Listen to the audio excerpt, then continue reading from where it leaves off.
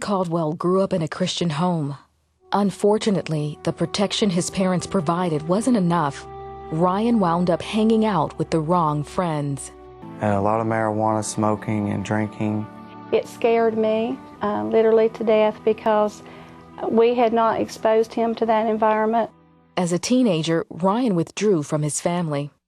When I'd say, Ryan, well, let's go to a ball game or let's do something, he'd say, Dad, you know, I just don't want to. Ryan supported his drug habit with a job as a cook.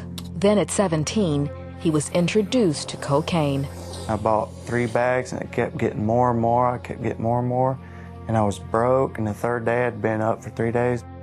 From that point on, every waking moment, Ryan was consumed with getting his next fix, his next high.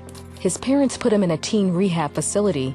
He was clean for about a week. Then he started experimenting with other drugs. When I got really high on crystal meth, I thought my heart was going to blow out of my chest. And I never really prayed a sincere prayer, but I'm like, God, please don't let me die. But Ryan's near-death experience wasn't enough to make him stop. He left home, and over the next 6 months, he lost his job and wrecked his car. I just waited for the police to come and tell me that my son was found dead somewhere. We had started making a commitment to each other that we would pray 3 times a day the same identical prayer, and that prayer was real simple. God, whatever it takes, stop his drug use before it kills him. With no job and no way to feed his habit, Ryan and a friend decided to break into a store where they heard there was $3,500 to steal. Here it is. That ain't $3,000. Ryan was arrested and sentenced to 6 months in a Virginia prison. And the hardest thing that I have ever done is Ryan called me on a payphone and said, Dad. I said, yes, son. He said, well, I'm in here with murderers and rapists. And he said, would you please come and get me out, because I think that I'm going to get killed in here. And I said, Ryan, I can't. I said, I turned you over to God, and I told God to stop you, and he did. So I have to get out of the way and let God run his course with you. And I'm sorry, but I can't come and get you. But as soon as Ryan was released from jail, he moved in with some friends and they began to party again. He sold drugs to support his habit.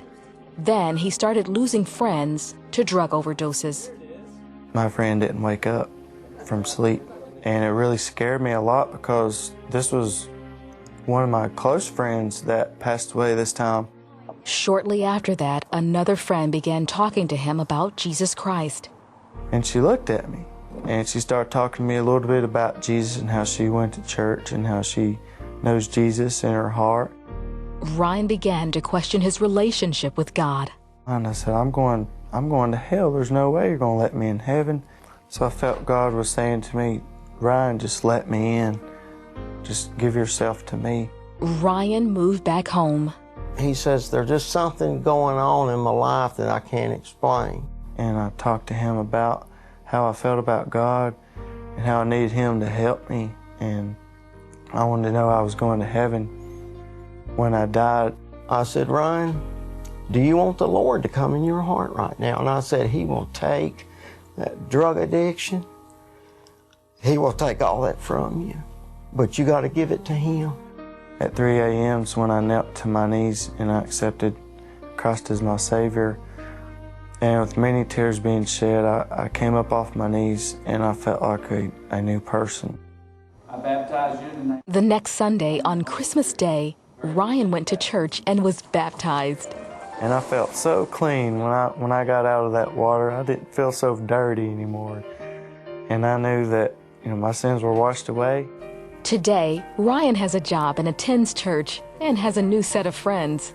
I live for Jesus each and every day because he's the reason that I'm alive today. Ryan is the result of what prayer can do. And I would like to tell parents today that have kids on drugs, with God, anything is possible, because I know it, because I've seen it.